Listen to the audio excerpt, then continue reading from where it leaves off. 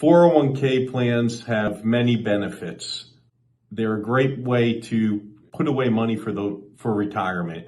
A big question is it okay to rely solely on my 401k for retirement? And while it's great to look at the positives, and there's many positives of 401k plans, to answer that question, we also have to consider the negatives or the weaknesses, so to say, of the plan. If 401ks are contributed to pre-tax, we have to be aware then that all of that money that gets accumulated, which can accumulate to a very large number if someone is contributing for years and years, taking advantage of compounding of interest, which is a great thing from an accumulation standpoint.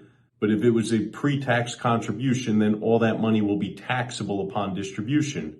That can create a lot of tax in retirement. And when we look at where our country is from a debt standpoint, being trillions of dollars in debt, we have to ask ourselves the question, will taxes be lower or higher 30 years from now? Many experts believe taxes will be higher in the future. It's an unknown factor, but it's something we need to think about. So one, there's a big risk of taxation in 401k plans.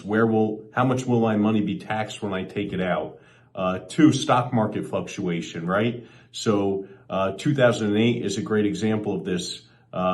The 401k was kind of getting joked around being called the 201k because they were cut in half, right?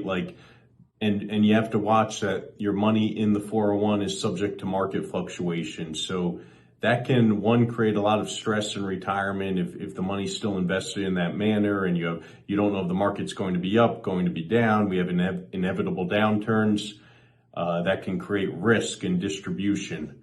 So there's volatility. And then third is the lack of liquidity during the accumulation years. So what do I mean by that?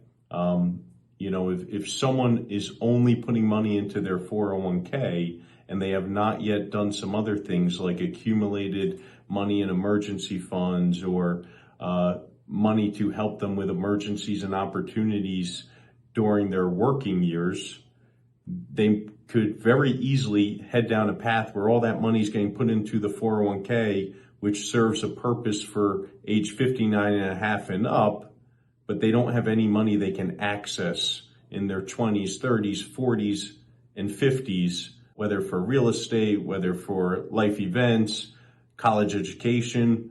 So again, 401ks are great vehicles, but there's weaknesses involved if they're the only piece of a plan.